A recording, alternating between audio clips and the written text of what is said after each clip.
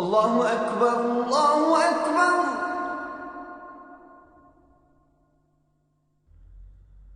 الله أكبر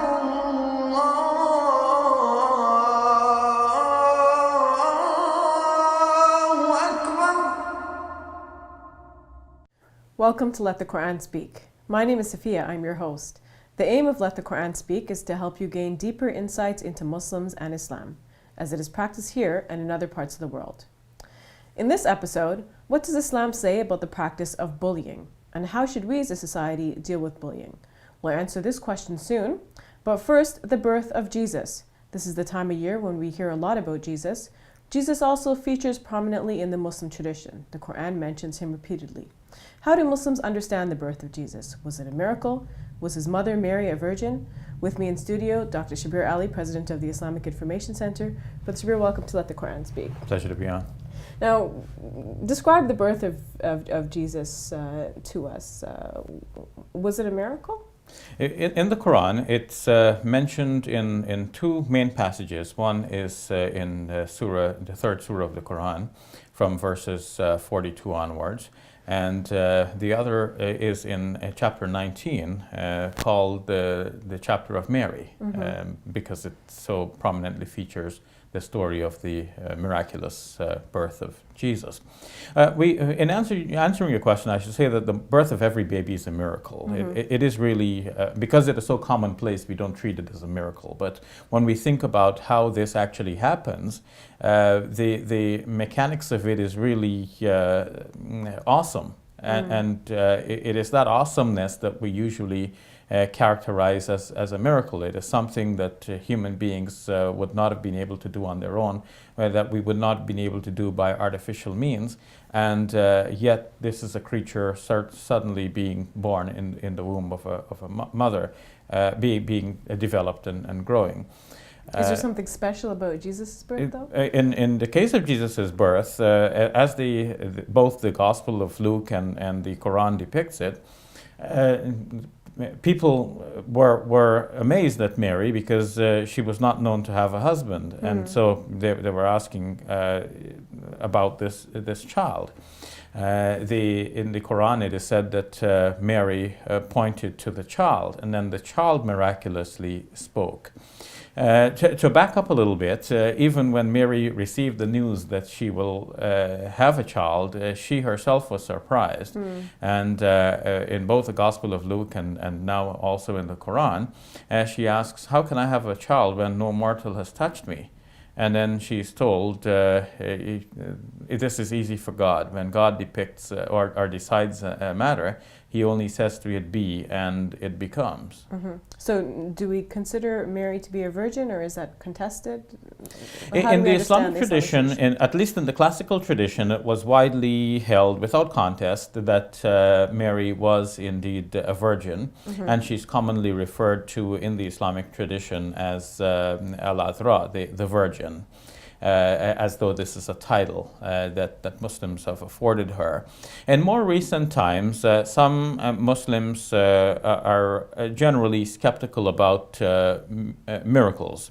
And not only Muslims, but following the Enlightenment period, especially after Newtonian physics became popular, people thought that things happen according to certain natural laws, and that these natural laws are somehow unbreakable, and that miracles, in the classical sense, do not happen. With that general view of miracles, many Christians and also some Muslims have looked for alternative natural explanations for the stories in the Gospel and now in the Quran. And in the case of the Quran, in the late 19th century, early 20th century, some thinkers, especially in India, began to posit some alternative scenarios. Like, for example, some might suggest that perhaps Zechariah was married to Mary, or they may posit that John or Joseph the carpenter, known from the Gospels, though not mentioned in the Quran, might have eventually had relations with Mary, so that when the initial news was given to her that she will have a child, she was surprised because by this time she had not had any intimate relations with a man. But that does not preclude her from having lawful relations with a husband later on and then having a child.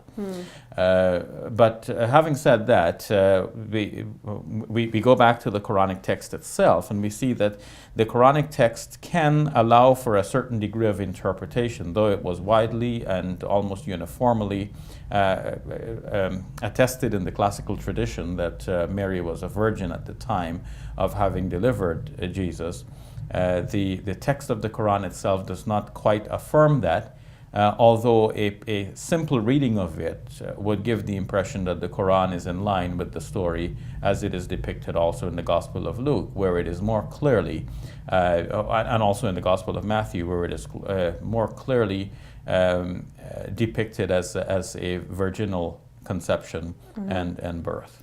There's a detailed description of the news of Jesus' birth and Mary's labor, some of the trials that she went through. Why do you think there's so much of an explanation of that in the Quran?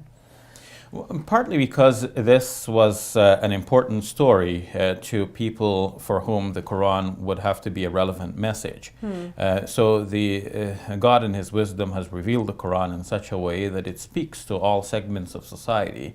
It addresses them, it takes into consideration their belief systems, and it calls them towards the belief in monotheism.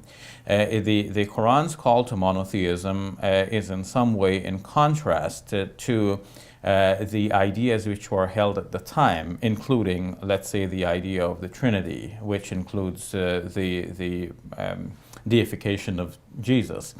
So if the Quran just simply called for its own monotheism without taking into consideration what people already think about Jesus, then the Quran's message might not have been as effective as it has proven to be.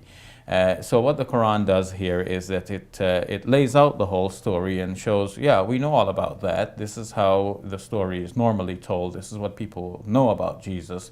But what do we conclude from that? And this, I believe, is the essential point. If we take for granted that Jesus was conceived by a virgin, some people take that as proof that Jesus must be God.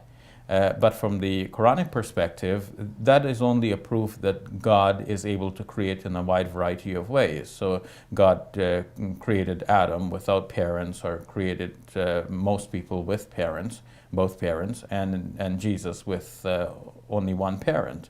And following the biblical tradition, one would say that Eve was created without parents as well, but created from a man, according to the Bible.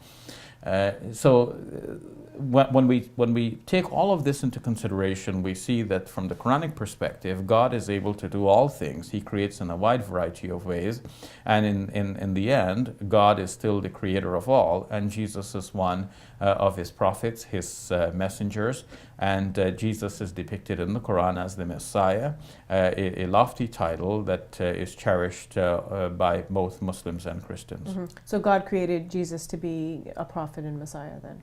This is how the Quran would depict Jesus and how Muslims view Him. All right, we'll leave it at that. Thank you, Brother Shabir. You're welcome. We'll take a break. When we return, we look at bullying.